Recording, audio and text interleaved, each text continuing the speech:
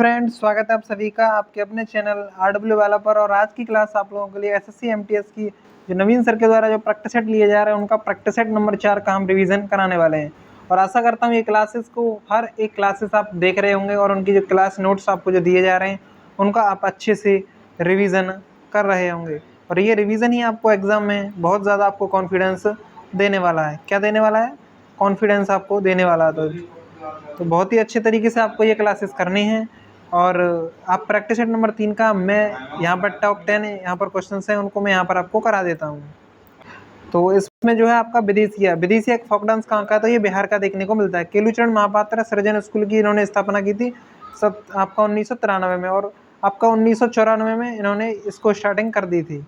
अगला है आपका टीवाला सरस्वती, इनका संबंध भरतनाट्यम से है। पहला फुटबॉल वर्ल्ड कप विजेता उरुग्वे रहा था, उरुग्वे में ही ये हुआ था और ये 1930 में हुआ था। अगला प्रश्न क्या कहता है? बाणगंगा उत्सव ये कहाँ पे? महाराष्ट्र में, और 1932 से इसकी स्टार्टिंग होती है। टेबल टेनिस, ये इसकी नेट की जो ऊंचाई होती है 6 इंच होती है इसके, और इसके टेबल की जो ऊंचाई होती है 76 सेंटीमीटर देखने को मिलती है। अगला प्रश्न क्या कहता है? तो धुआंधार वाटरफॉल कहाँ का है? तो MP का है।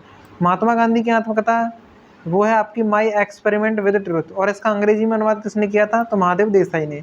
कोरे में किस रंग का प्रकीर्णन सबसे अधिक? तो रेड का सबसे ज़्यादा देखने को मिलता है। और ऑस्ट्रेलियन ओपन ये पुरुष वर्ग विजेता हैं जो कि आपका यानिक सिनर देखने को मिलते हैं, जो कि इटली के देखने को मिलते हैं। तो यहाँ पर आपके 10 क्वेश्चन थे, 10 का यहाँ पर रिवीजन आपको करा दिया गया है। अगले पर आते हैं। तो इसमें आपका पहला प्रश्न है, एकमात्र क्लासिकल डांस कौन सा है? तो वो है एकमात्र क्लासिकल डांस है जो कि मुस्लिम संस्कृति से संबंधित है, वो है कथक। कथक कहाँ का? नॉर्थ इंडिया का है। और इसका अन्य नाम क्या है? नटवरी है। और इसको कहते हैं कथा कहने वाला। इसका अर्थ क्या होता है? कथा कहने वाला। घुंघरू और चक्कर का इसमें प्रयोग होता है। कथक को पुनर्जीवित करने वाली कौन है? तो लेडी लीला सौखे। अच्छन महाराज, लच्छू महाराज, बिंदादीन, सुखदेव महाराज, प्रेड़ा श्रीमाली, प्रेड़ा देशपांडे, रोशन कुमारी, चारू चंद्रलेखा और सितारा देवी, ये किसकी वादक हैं? तो ये आपकी कथक वादक देखने को मिलते हैं। यानी कि आपका जो कथक के नृत्यांगना ये और नृत्यक का देखने को मिलते हैं, कलाकार हैं ये। खुल्लम कहाँ का है? तो मिजोरम का है। और जिसमें आपका जंगतालम, चौरोकान और थंगलाम, चेलम, खाटम। झारखंड का क्या है? तो पेका झूमर है। हरियाणा का धमाल और मंजिरा है। महाभारत आपका 18 दिन तक हुई थी, ये आपको ध्यान में रख लेना। छत्तीसगढ़ का पिंडवानी है। सुबह डांस, जो महिला तोती की तरह इसमें डांस करती हैं। और छत्तीसगढ़ में एक नवा रानी भी देखने को मिलती है। अगला प्रश्न क्या कहता है? दशहरा हिंदू कैलेंडर में किस माह में आता है? तो अश्विन में आता है। दुर्गा पूजा में ये होता है। अश्विन में ही क्या होती है? दुर्गा पूजा होती है। चैत जो प्रथम हिंदी कैलेंडर है उसका जो पहला मंथ होता है वो चैत्र होता है, दूसरा जो होता है वो बैसाख होता है। अब बात करें चैत्र माह में क्या होती है? तो रामनवमी बनती है और हनुमान जयंती बनती है। फाल्गुन जो है आपका लास्ट का मंथ होता है हिंदू कैलेंडर में। होली कब मनाई जाती है? तो फाल्गुन में मनाई जाती है पूर्णिमा के दिन, और जब आपका पूरी तरह से मून होता है यानी कि चंद्रमा होता है। दिवाली कार्तिक मास में मनाई जाती है अमावस्या के दिन। गणेश चतुर्थी भाद्रपद में चतुर्थी वाले दिन। और रक्षाबंधन आपका प्रोटेक्शन ऑफ टाई से कहा जाता है, ये आपका श्रावण पूर्णिमा के दिन मनाया जाता है। अगला प्रश्न है, भारत ने पहली बार हॉकी वर्ल्ड कप खिताब कब खेला था या जीता था? तो उसके बारे में चर्चा करने वाले हैं। तो पहला हॉकी वर्ल्ड कप 1971 में बार्सिलोना में होता है, स्पेन में ये होता है। विजेता इसमें पाकिस्तान रहता है और उपविजेता आपकी स्पेन देखने को मिलते हैं। सेकंड जो हॉकी वर्ल्ड कप होता है वो 1973 में होता है, नीदरलैंड के होता है। होस्ट इसमें नीदरलैंड रहता है, नीदरलैंड ही आपका जीत जाता है। उपविजेता कौन रहता है? भारत रहता है। तीसरा वर्ल्ड कप होता है हॉकी का 1975 में, जिसमें इंडिया जीतता है पाकिस्तान को 2-1 से हरा के, और कैप्टन अजीत पाल सिंह होते हैं। और जर्मनी और बेल्जियम में ये साथी होता है। क्या होता है? Germany versus Belgium. और 2000 हम यहाँ पर गलत पहुँच गए, यहाँ तक तो ये ठीक है। 2023 का हॉकी वर्ल्ड कप जर्मनी और बेल्जियम के बीच हुआ है, जिसमें जर्मनी ने जीता है और बेल्जियम आपका उपविजेता रहा है। अगला प्रश्न है, हॉकी वर्ल्ड कप सर्वाधिक बार पाकिस्तान ने ही जीता है। कबड्डी मैच के दौरान अधिकतम कितने प्रतिस्थापन किए जा सकते हैं? तो 5 लोगों को प्रतिस्थापन कर सकते हैं, क्योंकि खिलाड़ियों की संख्या कितनी होती है? इसमें 7 होती है टोटल। अगर आपको जवाब देना है कि नेशनल कबड्डी कहाँ का नेशनल गेम है, किस देश का नेशनल गेम है कबड्डी? क्या सतीक? कबड्डी का आपको ध्यान में रख लेना है। अगले प्रश्न पर आते हैं। खेल का मैदान कोर्ट होता है इसका, और मैदान की माप जो होती है मेल के लिए यानी कि 13 आपकी लंबाई होती है, 13 मीटर 10 मीटर इसकी चौड़ाई होती है। और फीमेल के लिए 12 मीटर लंबाई और 8 मीटर चौड़ाई होती है। मैच की जो अवधि होती है मेल के लिए 20-20 मिनट के 2 हाफ होते हैं, जिसमें 5 मिनट का ब्रेक मिलता है। और फीमेल के लिए 15-15 मिनट के 2 हाफ होते हैं और 5 मिनट का ना गैप मिलता है। अब बात करने वाले हैं कोर्ट। मान लीजिए ये साथ ये कोर्ट है जो कि आपका कबड्डी का एक खेल का मैदान है। इसकी जो टोटल लंबाई होती है वो कितनी होती है? टोटल लंबाई होती है आपका 13 मीटर। क्या होती है? 13 मीटर। अब यहाँ से अगर इसे मिड लाइन से अगर मैं यहाँ से क्रॉस कर दूँ तो ये क्या हो जाती है? Mid line. और मिड लाइन से लेकर और लास्ट लाइन तक की लंबाई फिर कितनी हो जाएगी? ये वाली लंबाई कितनी हो जाएगी? तो ये हो जाएगी 6.5, क्योंकि पूरा कितना था? 13। तो इसका मिड लाइन से आधा कर दोगे तो कितना हो जाएगा आपका? 13 मीटर हो जाएगा। अब क्या है? तो अब मिड लाइन और आपका एक वॉक लाइन आती है। क्या आती है? मिड लाइन आती है और एक आपका वॉक लाइन आती है। ये है और आपका ये, इनके बीच की दूरी कितनी हो जाएगी? तो 3.75। आपसे पूछ ले वॉक लाइन और बोनस लाइन के बीच कितनी दूरी होती है? 1 मीटर होती है। और आपसे पूछ ले जाए कि बोनस लाइन और एंड लाइन के बीच की दूरी कितनी होती है? तो ये आपका 1.75 मीटर। मिड लाइन और बोनस लाइन के बीच की दूरी कितनी होती है? ऊपर आपने देख ही लिया है कितनी होती है। तो वो होती है आपका मिड लाइन और बोनस लाइन। तो आपका 3.75 ही है और 1 मीटर ही है, तो 4.75 हो जाएगा। ये भी आपको ध्यान में रख लेना। कथा सरित द ओशियन ऑफ स्टोरी है, ये किसकी है? सोमदेव की है। जयदेव की कौन सी है बुक? तो गीत गोविंद है। भास की आपका स्वप्ना वासदत्ता है। और कालिदास की मेघदूत और अभिज्ञान शाकुंतलम। अगला प्रश्न है, संगीतकार है भूपेन हजारिका को सम्मान भारत रत्न कब मिला? तो 2019 में मिला। और 13वें कौन से थी आपका राष्ट्रपति थे? प्रणब मुखर्जी। इनको भी दिया गया 2019 में। नाना देशमुख को दिया गया और भूपेन हजारिका को दिया गया 2019 में। स्टार्टिंग कब से होती है भारत रत्न की? तो 1954 से होती है, जिसमें सर्वपल्ली राधाकृष्णन को दिया गया 54 में ही सी वी रमन को दिया गया, जो कि पहले वैज्ञानिक है भौतिकी के क्षेत्र में दिया गया। और हाँ साथी, ये यूपी पुलिस कांस्टेबल में प्रश्न पूछ लिया गया आपसे, ये सी वी रमन वाला। आपका जो 31 अगस्त की जो आपका सेकंड शिफ्ट थी ना, उसमें ये प्रश्न आया हुआ है। अगला है आपका सी गोपालचारी को भी 1954 में भारत रत्न दिया गया था। क्या दिया गया था? भारत रत्न दिया गया था। अगला प्रश्न क्या कहता है? अगले प्रश्न की भी चर्चा यहाँ पर कर लेते हैं।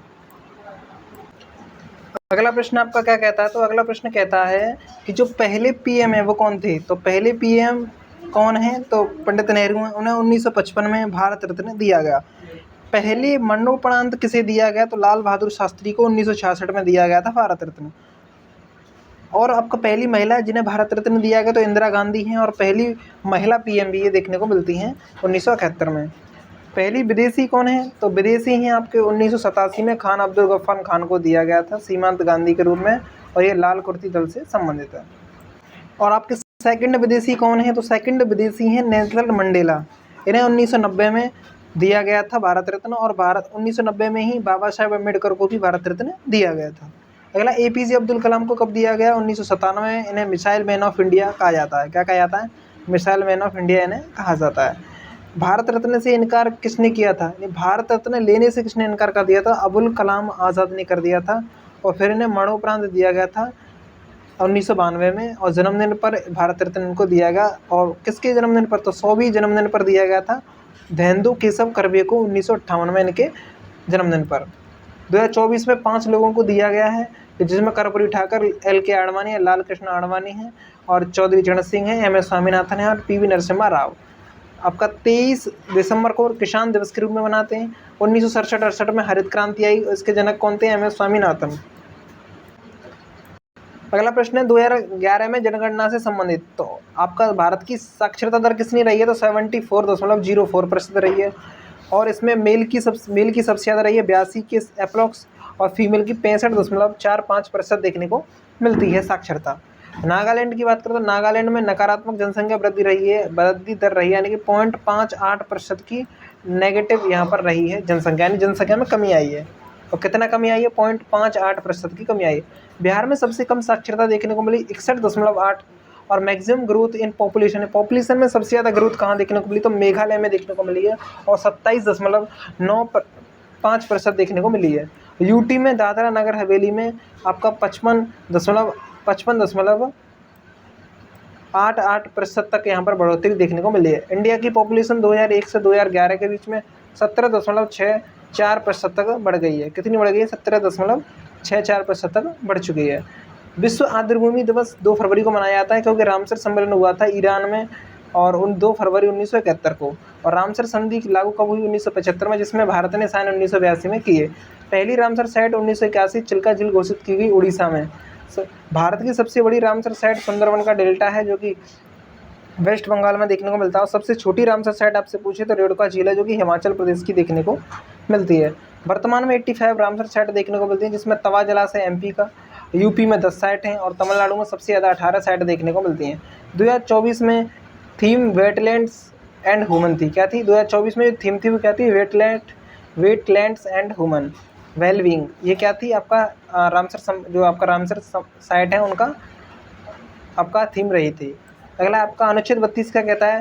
तो भाग 3 से संबंधित है और इसमें 5 प्रकार की रेट जारी होती हैं। इसमें बंदे प्रत्यक्षीकरण, उत्प्रेषण, निषेध, आपका परमादेश और अधिकार परीक्षा। संविधान में मौलिक कर्तव्यों की संख्या कितनी है? 11 है।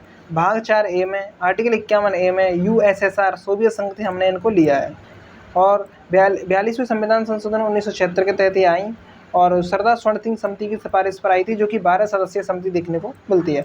इसने 8 फंडामेंटल राइट्स इसने जोड़ने का प्रस्ताव दिया था, लेकिन जोड़े कितने गए?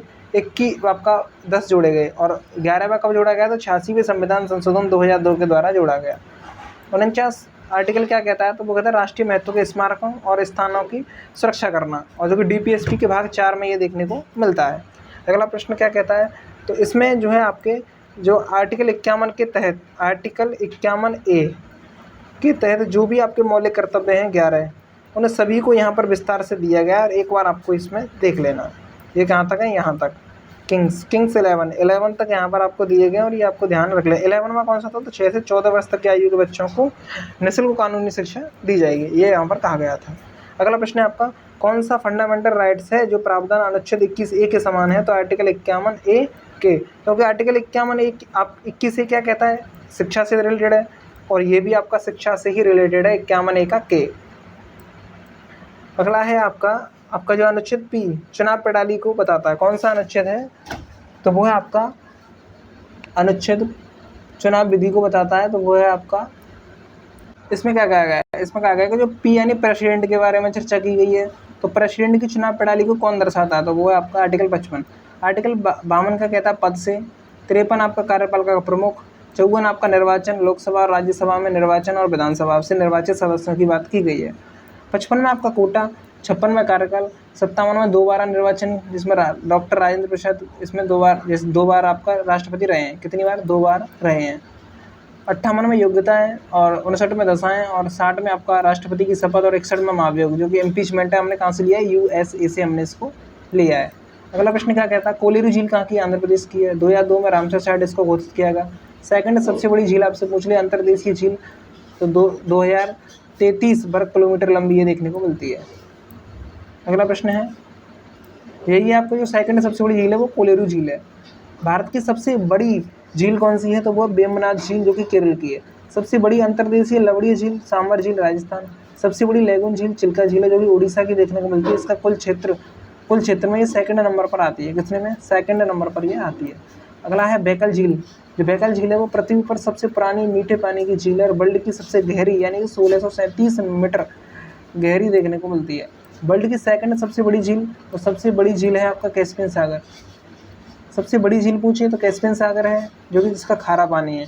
और आपसे कहे बैकाल झील कैसी है? तो बैकाल झील विश्व की सेकंड सबसे बड़ी झील है और विश्व की पहली सबसे बड़ी झील तो कैस्पियन सागर है। अगला प्रश्न, मीठे पानी की सबसे बड़ी झील आपसे पूछ ले तो सुपीरियर झील है। और वर्ल्ड की सबसे लंबी झील पूछ ले तो तंगानिया, जो कि अफ्रीका में। कौन से? तंगानिया का। गुरु डोंगमार झील कहाँ पर है? तो सिक्किम में देखने को मिलती है। चोलामू झील कहाँ पर है? भारत में सबसे ऊंची झील है, जो कि तीस्ता नदी से निकलती है। कौन सी? चोमांगू झील। कौन सी है? चोमांगू झील। तो चोमांगू झील कैसी है? तीस्ता नदी से निकलती है। सिक्किम और आपका भारत की सबसे ऊंची झील है। पूर्वोत्तर भारत की सबसे बड़ी मीठे पानी की झील लोकटक झील, जो कि मणिपुर में देखने को मिलती है। अगला प्रश्न है आपका, वेरीनाग झील, शेषनाग झील, डल झील, वुलर झील जम्मू कश्मीर की है। फतेह सागर, नक्की, पिछोला, जयसमंद, जो आपका जयसमंद झील कहाँ की है? राजस्थान की देखने को मिलती है। अगला प्रश्न आपका कहता है कि जो लोनार झील है वो कहाँ की है? महाराष्ट्र की है। और गुलाबी पानी इसका हो गया है लोनार झील का। किसकी वजह से हुआ? एस्टेनोड से ये टकराने से उत्पन्न हुई है। भीमताल झील, शुक्रताल झील और रूपकुंड झील ये कहाँ की है? उत्तराखंड की देखने को मिलती है। बैनी सागर एमपी की है और भोजताल कहाँ की है? ये भी झील आपकी एमपी की देखने को मिलती है। हरके कहाँ की है? पंजाब की झील है। पुलकट झील कहाँ की है? आंध्र प्रदेश की है।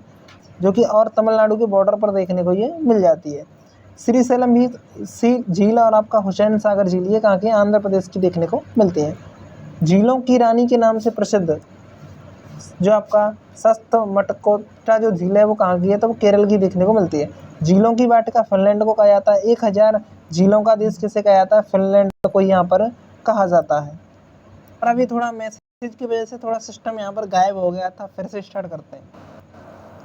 भारत की रहस्यमय झील रूपकुंड झील है, जो कि यूके यानी कि उत्तराखंड में देखने को मिलती है, और उत्तराखंड उत्तर प्रदेश से अलग होके बना है। ये प्लाया जो आपका प्लाया लेक है, ये कहाँ की है, सांबर राजस्थान की है।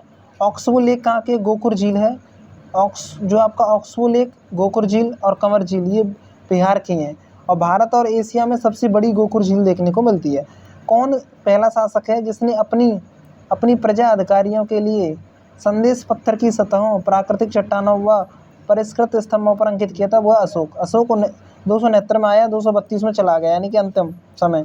37 वर्ष तक शासन करता है। 14 शिलालेख, 7 स्तंभलेख और 3 गुहा लेख इसके देखने को मिलते हैं। शासन के 8वें वर्ष 261 BC में ये कलिंग युद्ध करता है उड़ीसा में देखने को मिलता है। और इसकी जो कैपिटल थी वो क्या थी, तोसली देखने को मिलती है। और 13वें शिलालेख में इसका वर्णन किया गया है। भीरी घोष युद्ध का जो आपका त्याग है वो धम्म नीति के रूप में इसने कर दिया था, यानी कि भीरी घोष का युद्ध नीति थी उसको इसने त्याग कर दिया और धम्म नीति को अपना लिया था अशोक ने। अशोक के अध्यादेश कहाँ पर है, तो जयगढ़ राजस्थान में देखने को मिलते हैं। मौर्य प्रशासन के रिपोर्टर प्रतिवेदक कौन थे, तो नागरक किसे कहा जाता था, मजिस्ट्रेट को। सीताध्यक्ष कृषि और भूमि का हेड था। अंतरपाल कौन था, सीमा सुरक्षा। जो आपका गुड़ पुरुष था ये गुप्तचर और मानवक देखने को मिलता है। भिक्षुकी कौन था, तो महिला गुप्तचर देखने को मिलती है। और लक्षणाध्यक्ष कौन सा, मुद्रा विभाग के अधिकारी देखने को मिलता है। अगला प्रश्न है, मेगस्थनीज के अनुसार एस्टीनोमोई मौर्य प्रशासन में क्या था, तो एक जिला प्रशासन का प्रभारी था। मेगस्थनीज जो मेगस्थनीज है इसकी बुक देखने को मिलती है इंडिका, और पाटलिपुत्र पर प्रशासन के बारे में इसमें बताया गया है। मेगस्थनीज में क्या है, तो मेगस्थनीज ने क्या किया, तो चंद्रगुप्त मौर्य के समय ये भारत आया था।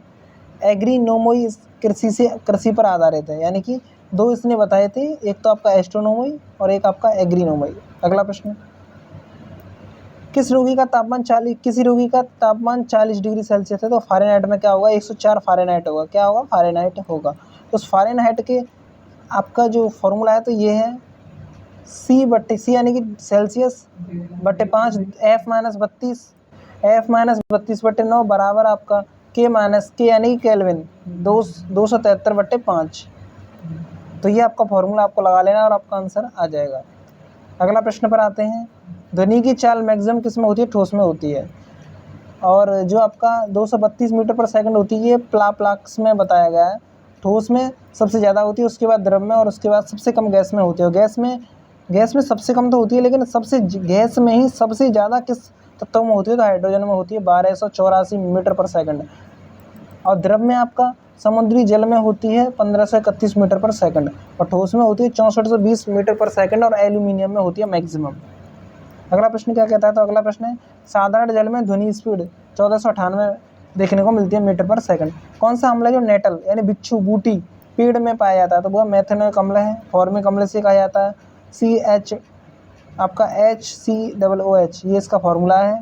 और चींटी, ततैया और मधुमक्खी खाने से डंक लगने से ये मेथेनोइक एसिड बनता है। सिट्रिक एसिड कहता है खट्टे फलों में। ऑक्जेलिक आपका टमाटर पालक में। टार्टारिक इमली में। एसिटिक अम्ल आपका सिरका में। और एरुसिक जो है आपका सरसों के तेल में। और बेंजो घास में मिलता है। और मैलिक एसिड आपका सेब में है। और ब्यूटरिक एसिड आपका मक्खन में देखने को मिलता है। ऑलिक एसिड क्या है, तो ऑलिव जैतून में देखने को मिलता है। और आपका ग्लूटामिक एसिड जो आपका गेहूं में देखने को मिलता है। और लैक्टिक एसिड आपका दूध और दही में देखने को मिलता है। उच्च रक्तचाप वाले व्यक्ति को सोडियम का सेवन करने से बचना चाहिए। बीपी मैक्सिमम कितना होना चाहिए, 120, और मिनिमम आपका 80 होना चाहिए। अगला आपका बीपीए एनपीए का फुल फॉर्म क्या है, नॉन परफॉर्मिंग एसेट्स। एनपीएस का कितना है, तो नेशनल पेंशन आपका सिस्टम है। भारत में स्टार्ट 1 जनवरी 2004 से हुई है नेशनल पेमेंट सिस्टम।